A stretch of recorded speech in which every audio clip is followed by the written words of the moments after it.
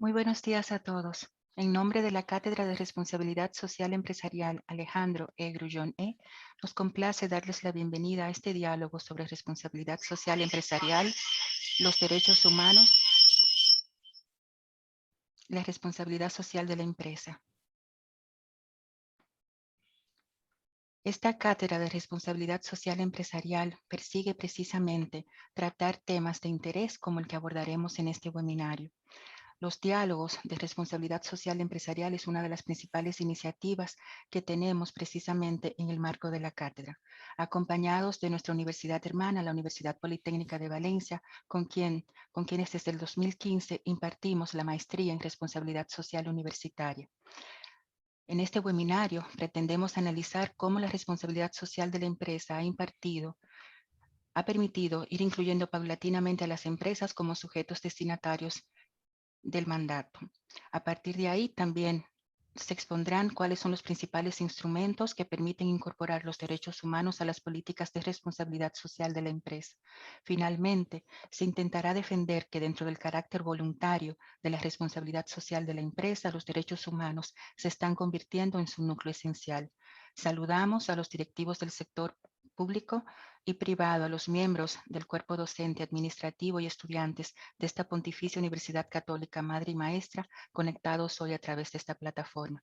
Agradecemos que nos acompañe hoy para impartir este webinario al doctor Juan Bataller Grau, quien es catedrático de Derecho Mercantil de la Universidad de Valencia. Ha impartido docencia en numerosas maestrías, tanto en España como en el extranjero, y ha colaborado en la formación de profesionales a través de numerosas conferencias y másteres de acceso a la abogacía.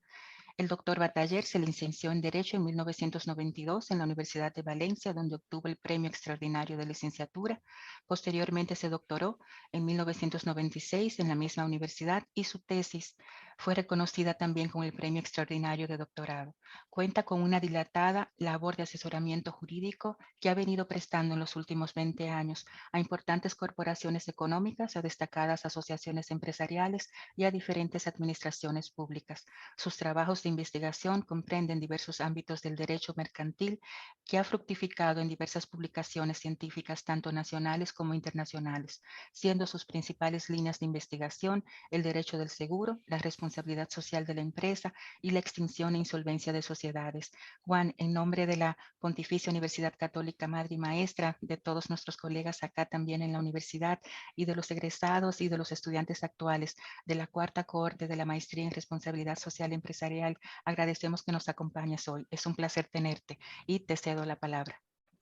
Bueno, pues ante todo agradecer a la Fundación y a la universidad que hayan contado conmigo dentro de, sí que es verdad que es una relación, podría decir yo no estoy desde el principio, pero prácticamente es una relación ya de hace tiempo, pero bueno, por eso quizás tenga más mérito porque siguen contando conmigo y bueno, pues se me ha encomendado la exposición de un tema en el que, bueno, pues actualmente pues vengo trabajando, ¿vale? Y bueno, voy a exponeros mis principales conclusiones sobre esta materia tan apasionante como es la penetración de los derechos humanos a través de la responsabilidad social de la empresa. Bueno, en primer lugar, eh, una precisión, porque esta materia la he explicado en otras ocasiones y me doy cuenta que vale la pena empezar un poquito por el principio, y empezar por el principio para mí es decir que cuando hablamos de los derechos humanos no estamos hablando de un solo texto normativo, ¿vale? Normalmente cuando los juristas nos referimos a la al Código de Comercio, a la ley de sociedades, lo hacemos a un texto concreto y determinado. Cuando hablamos de derechos humanos nos estamos refiriendo a un conjunto de instrumentos entre los que está la más conocida, que es la Declaración Universal de Derechos Humanos, pero luego también hay una serie de tratados con una vocación universal y otros que, tienen una vocación regional, y cuando me refiero a regional me refiero a lo que se entiende desde el punto de vista del derecho internacional como regiones, pues está hablando de Europa, de América, en fin, que en algunos casos tiene un peso, os diría que también en esas zonas más relevantes incluso que los instrumentos universales, como ocurre en Europa, ¿no? Bien.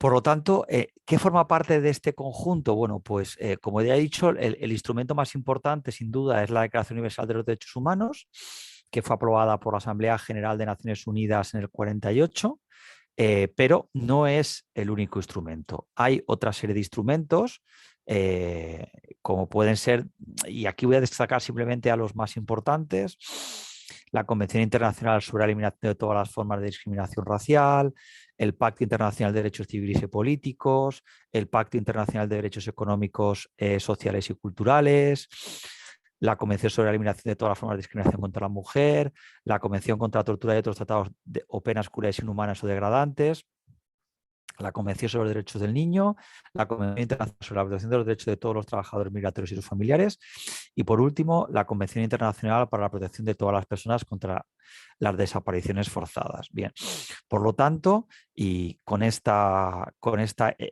mera enumeración de los principales tratados internacionales, acabo resaltando nuevamente la idea de que cuando hablamos de derechos humanos estamos hablando de un conjunto de instrumentos y que no podemos referirlo única y exclusivamente a uno solo.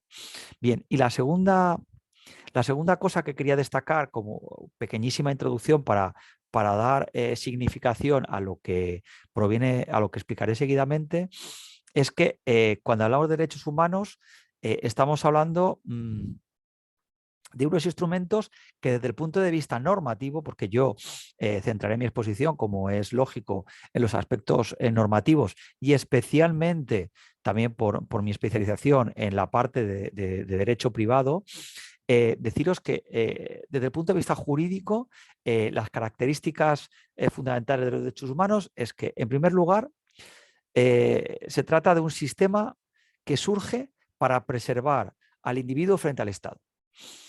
Por lo tanto, aquí lo que se trata de lograr es que cuando esté fallando el Estado, ¿vale?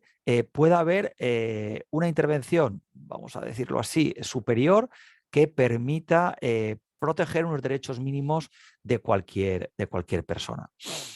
En segundo lugar, como ya he anticipado, son subsidiarios. ¿Por qué? Porque cuando funciona la protección estatal de la persona, pues no son necesarios porque ya están incorporados a la normativa nacional, ¿vale? Y por lo tanto prevalece la normativa nacional, que en muchos casos suele ser, en muchos países, suele ser más avanzada que la regulación internacional. La regulación internacional, por así decirlo, es un derecho de mínimos para garantizar que si falla el Estado se apliquen, insisto, con este carácter subsidiarios.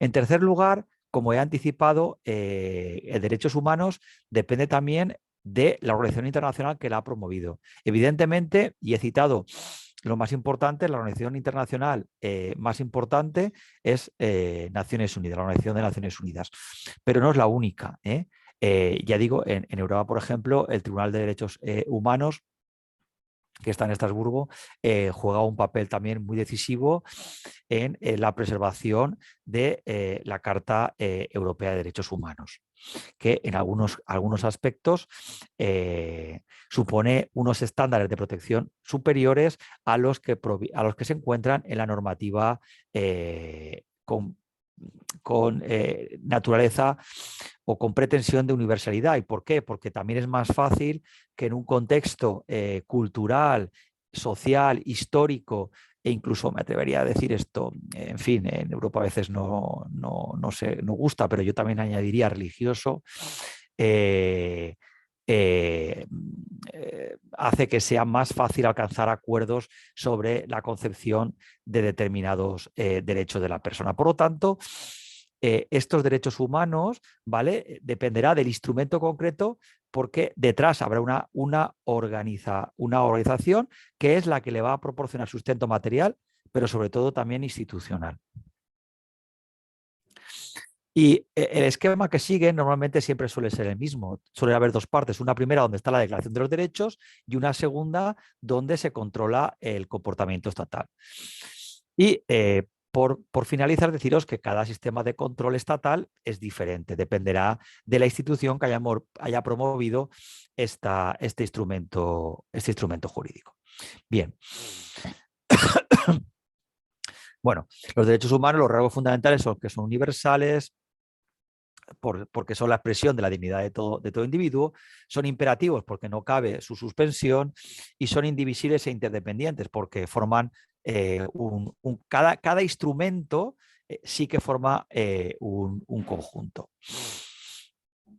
Bien, y para acabar esta primera parte, deciros que lo que se trata con los derechos humanos, e insisto, es establecer un control sobre los estados.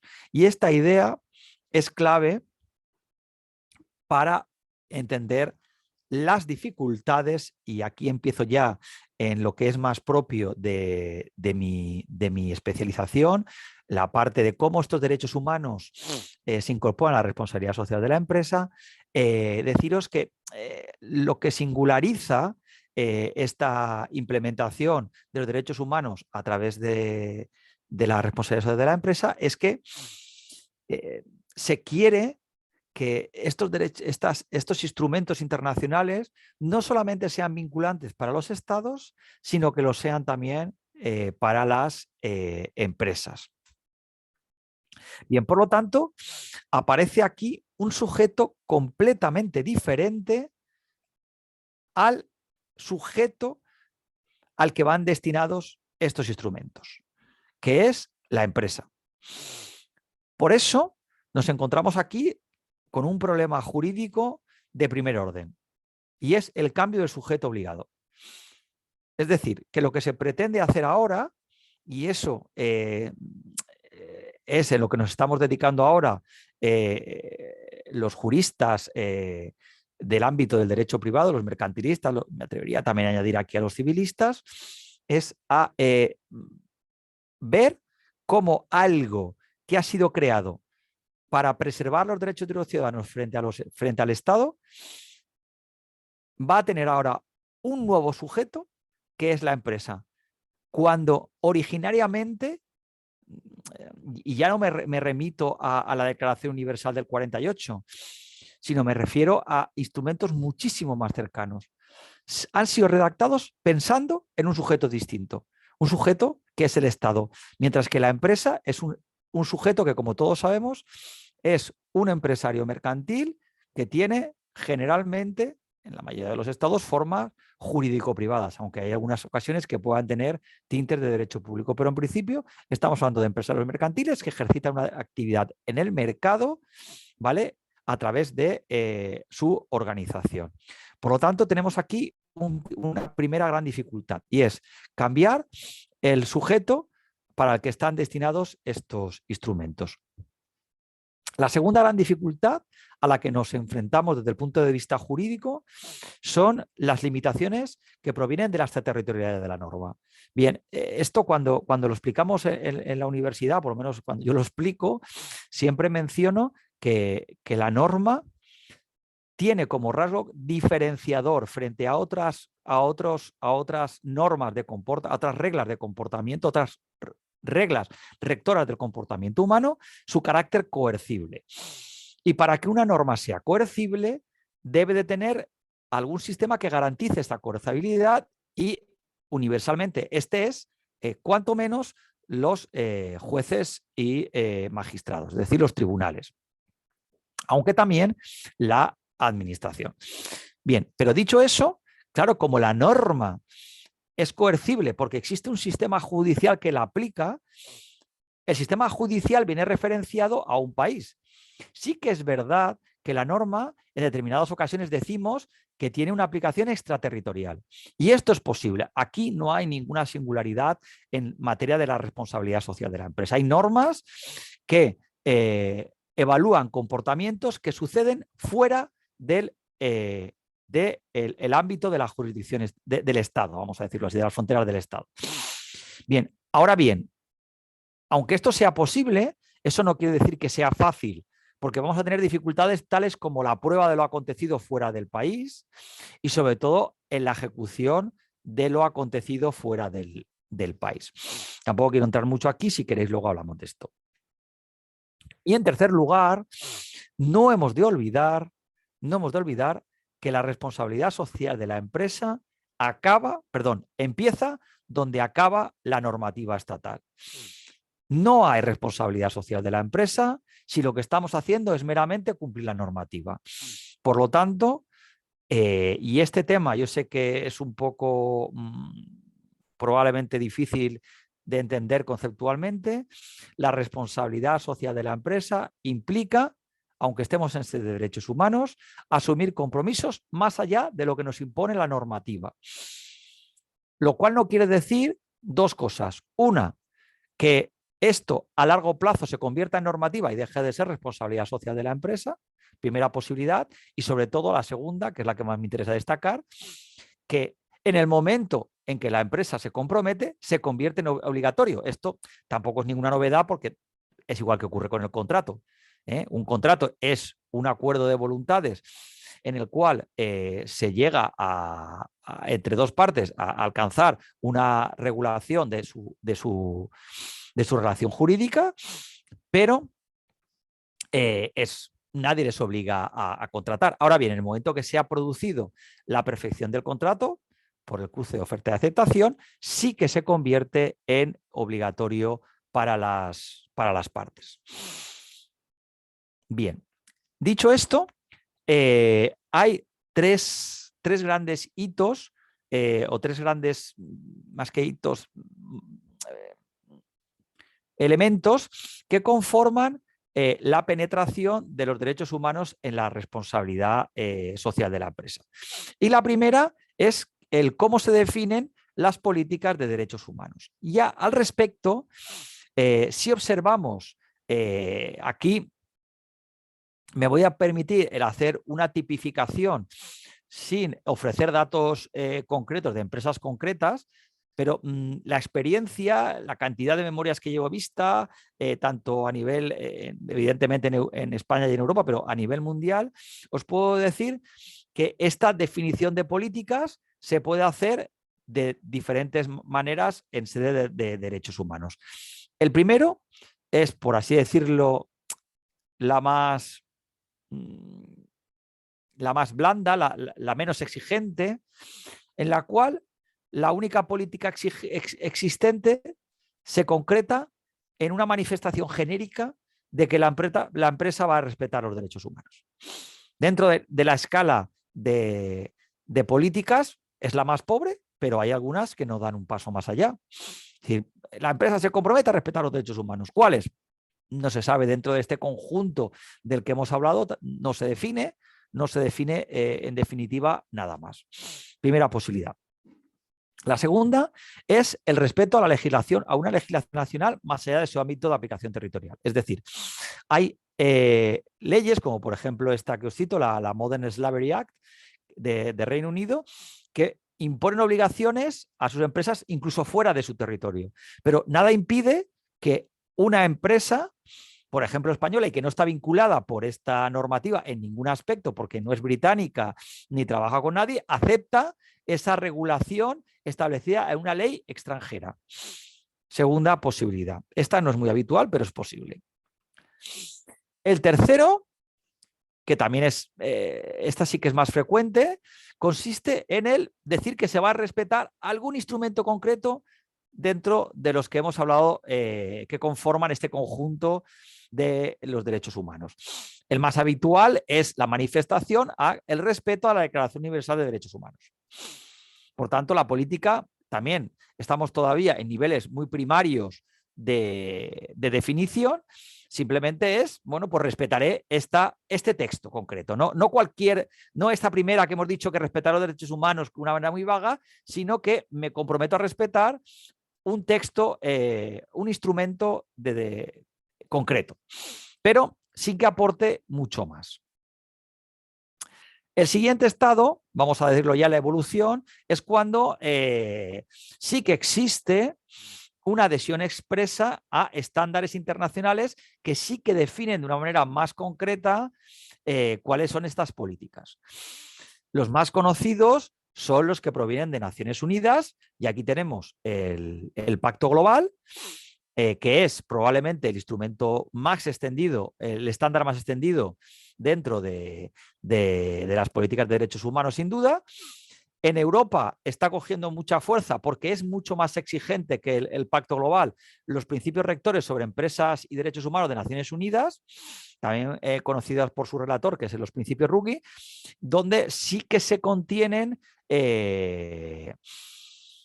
políticas más concretas y se logra un mayor rigor en la implementación de los derechos humanos. Y luego está, porque está también muy de boga, la adhesión a los ODS, aunque esto, para mí uno de los problemas que plantean los ODS es que, aunque es verdad que se han conformado con la participación de las empresas, se está pensando más en los estados y al final tampoco existe la obligación de una adhesión en conjunto. Entonces cada empresa pues hace un poco lo que considera que se ajusta un poquito más a su idiosincrasia, lo cual es positivo, porque yo siempre tengo una visión positiva de esto, porque más vale poco que nada, ¿vale? Pero sí que es verdad que lo de los ODS, dentro de lo que es derechos humanos, no es el instrumento más exigente, vamos a decirlo así.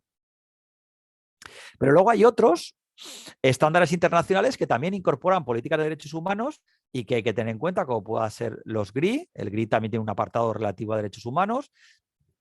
Está teniendo también bastante impacto en las guías directrices de la OCDE para empresas multinacionales.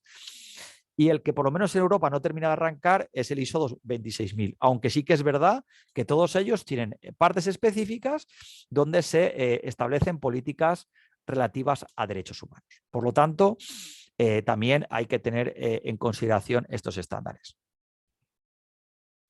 Y por último, también de un tiempo a esta parte vengo observando que están surgiendo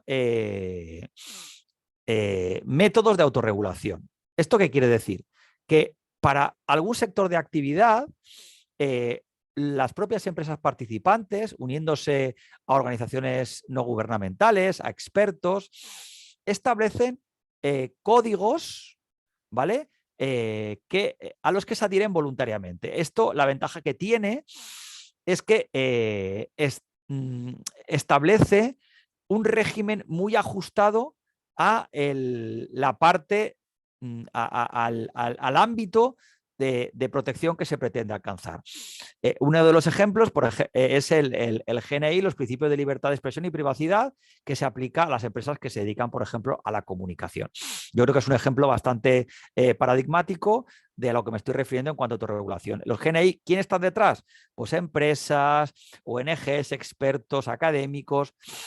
Surge, por tanto, no necesariamente al lado de los estados, sino que son los propios participantes en el mercado, con la ayuda de expertos, los que definen cuáles son los objetivos, cuáles son las políticas, mejor dicho, y a partir de ahí se adhieren. La ventaja que tiene es que estos estándares pueden ser más exigentes porque están diseñados para un concreto ámbito de actividad, ¿vale? La segunda parte, centrada, una vez ya hemos visto las políticas, veamos otro de los conceptos clave, que es el de diligencia debida. Es decir, ya sabemos lo que queremos, vamos a decirlo así, veamos cómo la empresa implementa aquellos sistemas que van a garantizar que efectivamente se alcancen estas políticas. La diligencia debida se dice que debe de abarcar tanto la identificación de los posibles problemas, la prevención, la mitigación y sobre todo también finalmente el responder de las consecuencias negativas.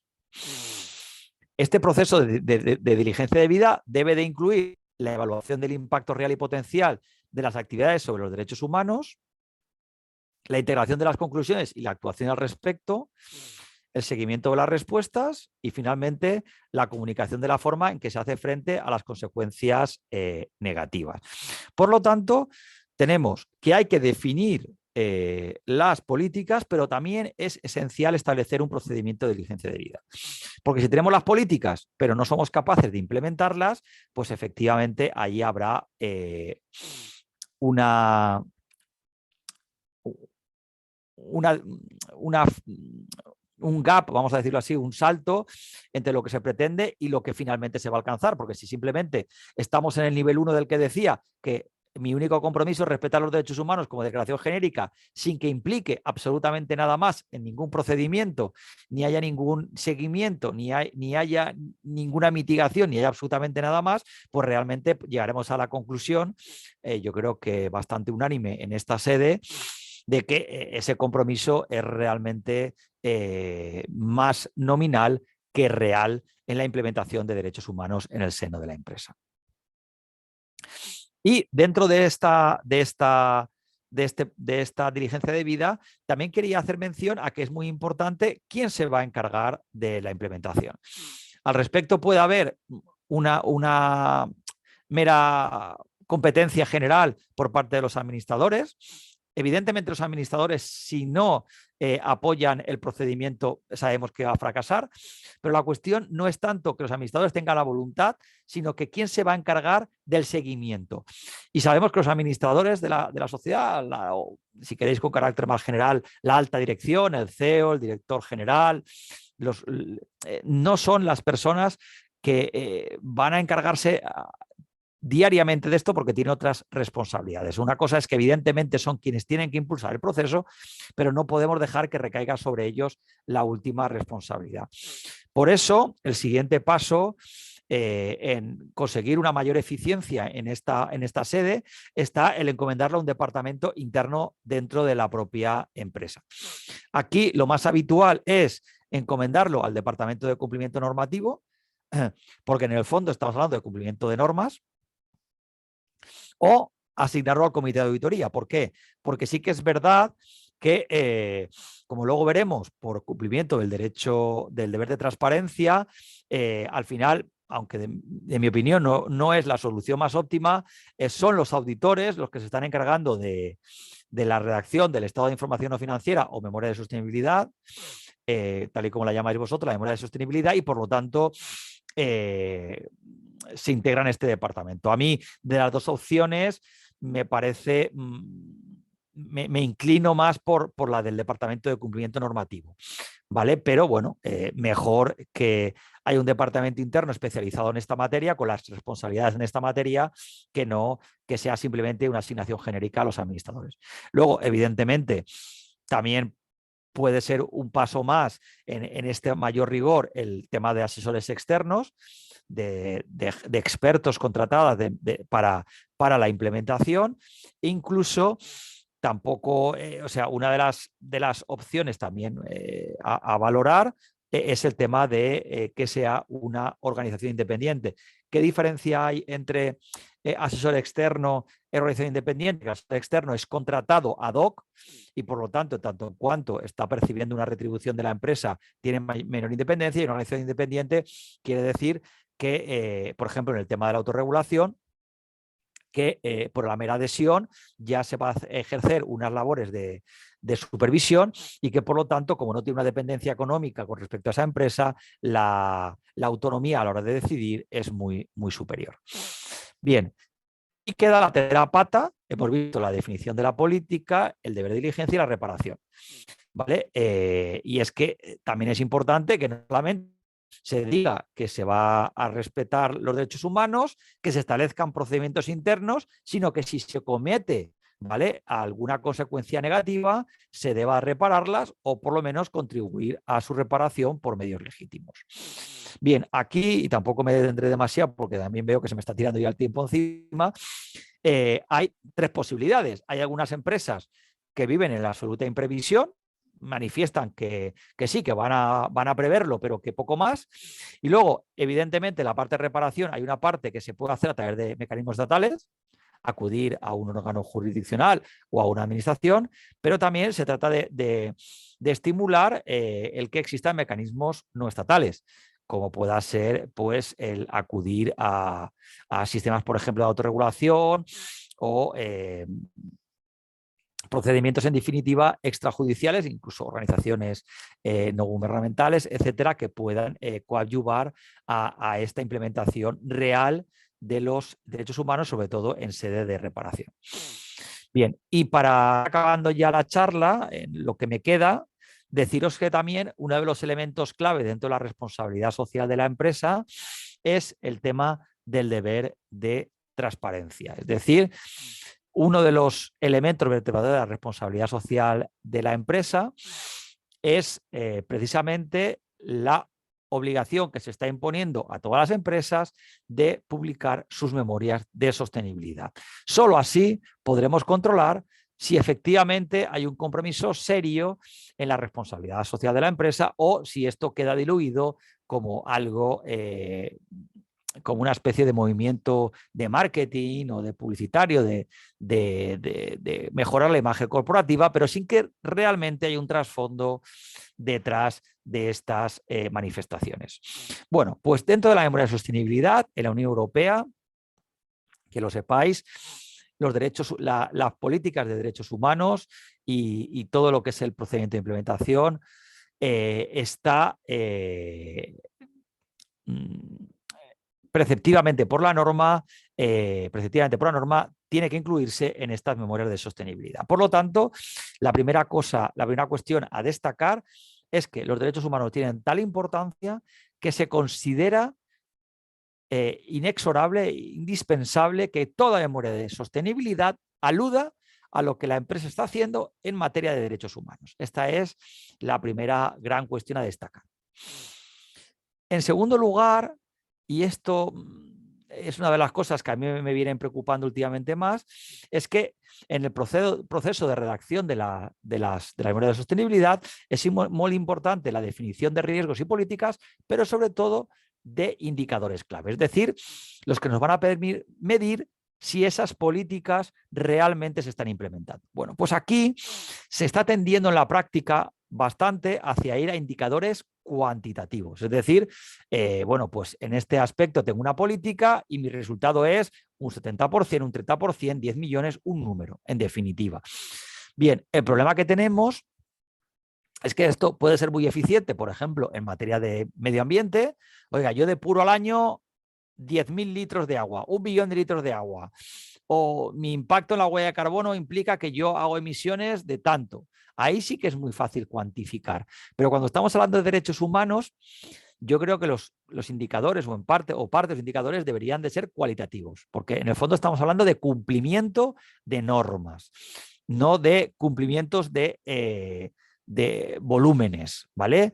De números, no. Estamos hablando de si se cumplen las normas. Y entonces aquí deberíamos de acudir también a la definición de indicadores cualitativos, porque estamos, insisto, hablando de valores, de cumplimiento.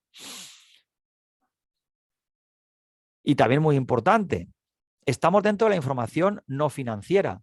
Por lo tanto, aquí, desde mi modesta opinión, no cabe el balanceo entre valores. Es decir, cuando estamos hablando de información financiera, no hay ningún problema en el que se diga que la partida de ingresos es cubierta por la venta de un activo. Bueno, pues al final las cuentas pueden llevar, en función de cómo estén definidos los diferentes números, las diferentes partidas, a unos resultados. Pero da igual que el dinero venga de una parte que de otra, porque al final sí que se puede balancear para llegar a unos beneficios económicos. Estamos hablando en definitiva de dinero.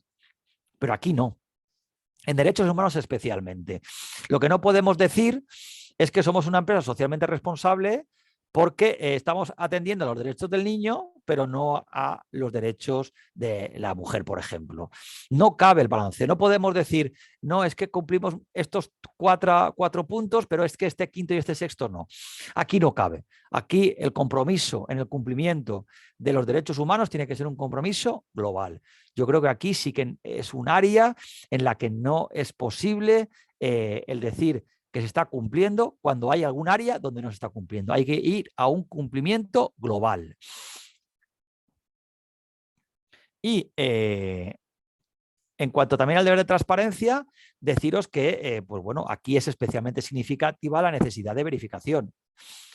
Y cuando digo eso, y esto es una de las críticas que hago a lo que yo veo que está implementando en la práctica, que muchas veces, como lo están asumiendo los auditores y los auditores no tienen experiencia y se basan fundamentalmente en la experiencia que ya tienen, que es la revisión de documentos contables, pues a veces no se está haciendo la verificación efectiva. Y cuando me refiero a efectiva, me refiero sobre el terreno.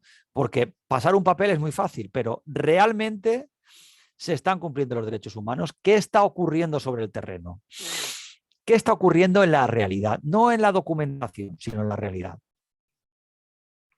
Y para acabar, y este es el punto último que quería abordar, deciros que es cierto que la responsabilidad social de la empresa abarca muchas áreas. Abarca medio ambiente, abarca responsabilidad con la comunidad local, abarca problemas laborales. Es muy amplia. La responsabilidad social de la empresa tiene muchas áreas de actuación. Pero yo sí que vengo observando, y aquí me gustaría ser predictivo, que dentro de estos diferentes áreas las empresas tienen compromisos muy distintos. Yo veo muchas memorias de sostenibilidad y hay algunas que les encanta y es admirable el tema del medio ambiente. Hay otros que están más comprometidos con los aspectos laborales. También es verdad que no todas las empresas son iguales ni tienen los mismos riesgos. También es verdad que los administradores, pues cada uno tiene su sensibilidad, incluso también es muy importante el país, en fin, la actividad. Mil factores definen las áreas de actuación de la empresa en materia de responsabilidad social de la empresa. Pero sí que es verdad que yo vengo observando que en las memorias de sostenibilidad hay una materia que está emergiendo como un núcleo esencial, como un núcleo indispensable, como algo que no se puede evitar. Yo podré ser más proactivo o menos en el medio ambiente, podré ser más proactivo o menos en materia de derechos de mis trabajadores, problemas con los socios o accionistas, pero hay una que en cualquier texto aparece y es la preservación de los derechos humanos. Y esto lo digo yo, pero no lo digo solamente yo, sino que en la Unión Europea los últimos reglamentos ya están diciendo que dentro de la responsabilidad social de la empresa va a aparecer como una garantía mínima. Es decir, oiga, usted no puede decir que es socialmente responsable si no cumple un mínimo. Es cierto que esto atenúa el carácter voluntario, es decir, usted puede hacer lo que quiera, por eso decimos que la responsabilidad social de la empresa está regida por el principio de libertad y adicionalidad. Pero aún así, si usted quiere tener la etiqueta de ser una empresa socialmente responsable, va a tener que cumplir un mínimo. Y en ese mínimo es donde se sitúan los derechos humanos. En este momento, ese mínimo indispensable cada vez emerge con más fuerza, que es esta preservación de los derechos humanos. Y yo creo que eso también es un avance si finalmente se consolida. Yo creo que ya estamos en el camino, yo ya empiezo a ver unos pasos claros, por lo menos en la normativa europea, en esta dirección, y me gustaría ser optimista y pensar que de aquí se va a extrapolar a otros países. Pues bueno, esto es lo que les quería haber contado. Me han pedido que acabe con tiempo suficiente para que puedan ustedes formular sus observaciones o debate de las cuestiones que consideren pertinentes, y me someto a su consideración. Muchas gracias. Muchas gracias, Juan. Un placer escucharte y gracias por la edificación tan didáctica y estructurada en estos temas. Una primera pregunta que recibí es retos para la aplicación precisamente de los derechos humanos como núcleo de la ARC para las pymes, para las pequeñas y medianas empresas. Bien, bueno, en materia de pymes, el problema que hay, ¿vale? Está por lo menos, yo ahí sí que te puedo hablar de la visión europea, que es la que yo más conozco. No estoy tan implicado en el desarrollo de las pymes en República Dominicana, pero sí que quiero deciros que aquí en España todavía al tema de las pymes no ha llegado mucho, y es porque, vamos a ver, desde el punto de vista del cumplimiento de los derechos humanos a nivel nacional está garantizado, ya no solamente porque la Constitución española reconoce como parte del bloque normativo nacional con un rango normativo superior a las leyes nacionales, todo lo que es el entramado que hemos hablado de derechos humanos. Y luego encima tenemos la normativa europea, que es todavía más rigurosa que la propia de Naciones Unidas. Entonces, a nivel nacional, no es un tema candente dentro de lo que son las pymes. Otra cosa es aquellas empresas multinacionales que ejercen su actividad fuera de las fronteras, o aquellas pymes, que también las hay, que también tienen una internacionalización. Pero ahí ya te comento yo que en España las manifestaciones en materia de sostenibilidad en materia de pyme, bueno, yo no sé lo que Lourdes os contará en la próxima sesión, pero yo no veo que sea un tema especialmente candente en este momento en España. Yo no sé en República Dominicana cómo está el tema, pero en España, en multinacionales sí. Por ejemplo, en el tema de los códigos de comportamiento para, para proveedores, eso es un tema que se está cuidando mucho, pero claro, esos problemas en pymes no se están planteando. Sí, también, Juan, si pudieses, desde la perspectiva europea o en el caso específico español, el rol de los gremios empresariales con sus membresías para sus miembros en esta temática. Sí, bueno, desde ahí sí que se está haciendo un impulso, ¿vale? Yo sí que os puedo decir que cuando empecé con esta materia, pues el tema estaba todavía y, bueno, que no llevo tanto, quiero decir, no es un tema de mi asociación que lleve 25 años como puede ser la parte de derecho de seguros, que es mi tema de tesis, y llevo trabajando en esa materia desde el año 92. Aquí empecé más tarde, pero sí que puedo deciros que una de las cosas que me apasiona de esta materia es que la evolución está siendo, y, eh, vamos, diría yo, vertiginosa, ¿no? Yo no he visto una materia que haya tenido un crecimiento tan grande en tan poco tiempo. Si tú miras las memorias de las empresas hace 5 años, no tiene nada que ver con las de ahora. Y los compromisos no tienen que ver absolutamente nada que ver con los de ahora.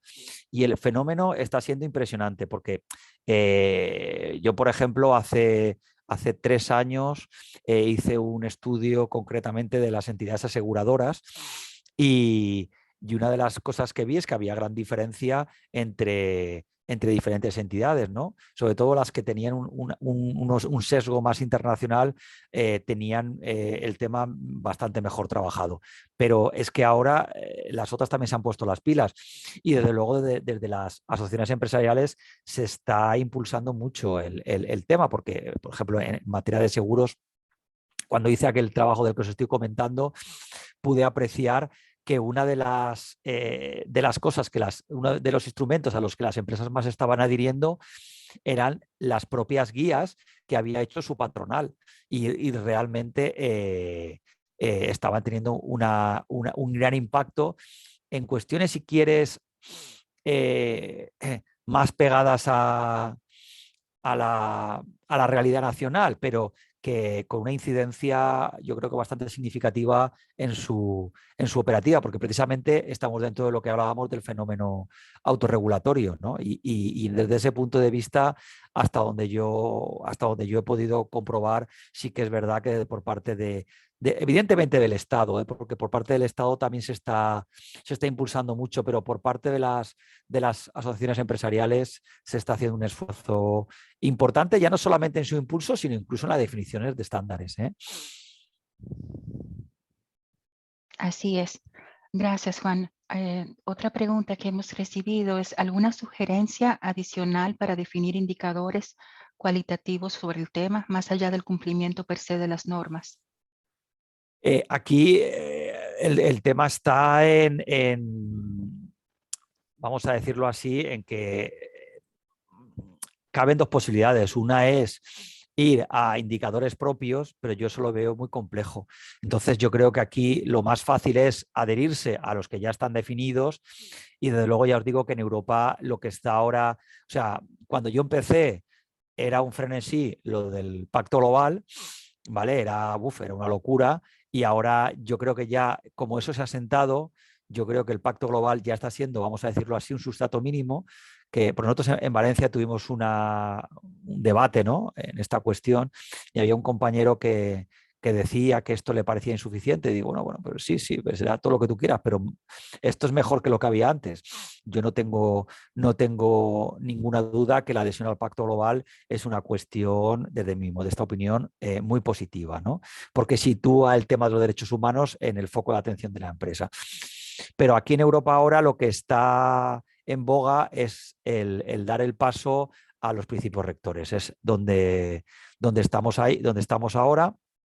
Y luego también está teniendo mucha vigencia las líneas directrices de la OCDE, porque esas líneas, aunque sean un poco más amplias, sí que tienen luego a su vez una guía de implementación y ahí sí que se contiene información más precisa e indicadores más precisos en cuanto al cumplimiento. Entonces yo creo que esos dos pueden ser un buen punto de partida para la implementación de los derechos humanos, sin perjuicio de que si una empresa detecta alguna circunstancia particular, ¿vale?, pues pueda también desarrollar sus propios indicadores, porque, en fin, cada empresa, insisto, sabe perfectamente dónde y cómo actúa, ¿no? Eso yo no lo descarto, pero ahí ya habría que ver cada una. Yo sí que os puedo decir que, de luego, en Europa la progresión ha sido imparable. El pacto global hace 5 años era la bomba, ¿no? Y eso ha sido, vamos a llamarlo así, un caso de éxito, ¿no? Porque la verdad es que el otro día estuvimos en clase viendo el tema este y la mayoría de las empresas ya están en el pacto global. Lo que pasa es que, claro, cuando llegas al pacto global dices, bueno, ¿y ahora qué más? ¿No? Lo cual es positivo, es decir, que esto es un camino, ¿no?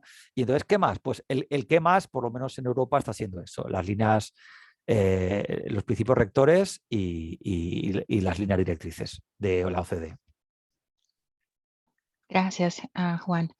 También otra pregunta es, ¿cuál es el papel, tal vez en específico, del Departamento de Gestión Humana con relación a los derechos humanos y la responsabilidad social empresarial Bueno, ahí ya dependerá también de cada uno de como cada lo país? quiera, cada empresa como lo quiera enfocar. Es otra opción, ¿vale? Que sea el Departamento de Derechos Humanos el que se encargue de la gestión de esta problemática. Tampoco hay que descartar esta. Yo lo que sí que os digo que por lo menos en España lo que yo estoy viendo es que se está o bien encomendando a cumplimiento normativo o bien a auditoría, pero no hay nada que impida que se pueda gestionar desde el Departamento de Derechos Humanos, evidentemente. ¿Vale? Todo depende de también, y tiro el asco a nuestra sardina Angie, de la formación que evidentemente tenga la gente del Departamento de Derechos Humanos. Lo digo porque aquí en España, por lo menos la formación que tienen es elevadísima, ¿eh? Yo no digo que no, pero está enfocada a otro ámbito de enfocar la gestión de recursos humanos, de cuando entran, cuando salen, contrataciones, bajas, tema más disciplinario contra los trabajadores, no en ese aspecto. Entonces, excede un poco de lo que es su día a día y por eso se va más por la otra opción. Pero insisto, si el Departamento de Derechos, perdón, el Departamento de Relaciones Laborales, de Recursos Humanos, tiene la cualificación y la vocación y el mandato de hacerlo, yo creo que también puede ser una buena opción, por supuesto. Es una suma de todos. Ah, Creo que precisamente vinculándolo con lo que planteabas, otra pregunta, Juan, ¿cómo desde las universidades formamos a a futuras generaciones sobre estos temas, creando conciencia de los derechos humanos y la responsabilidad social como parte de los grupos de interés también de las empresas? Creo que todo esto es un reto y si puedes dar algunas sugerencias o puntualizaciones desde la experiencia de la Politécnica de Valencia, cómo están introduciendo todos estos temas en la formación académica, en investigación. Bien, vamos a ver, nosotros bueno, particularmente he hecho yo este año ya es introducirlo en el temario ordinario de la asignatura, como un tema más, igual que yo explico la Junta General en la sociedad anónima o igual que explico el contrato de seguro, pues yo ya, desde luego, en mi temario lo he introducido como un tema ya, vamos a decirlo así, consolidado dentro de la asignatura. Eso para mí es el primer paso, ¿vale? Porque yo también le digo a mis alumnos que ellos no van a vivir de hacer boinas. Yo no sé si en República Dominicana la boina sigue siendo una prenda de mucho uso, pero de luego aquí en España está en extinción. Entonces, ¿por qué digo esto? Porque gente que en España hace boinas ya hay mucha y lo hacen muy bien, porque llevan toda la vida haciendo boinas. Mientras que para mí la ventaja que tiene materias como la responsabilidad social de la empresa es que es una materia nueva que ha venido para quedarse, con lo cual no es como en otras materias que tienen un momento de auge y luego ya se desaparecen del mercado laboral, vamos a decirlo así. No, no creo que esto vaya a ser el caso claramente.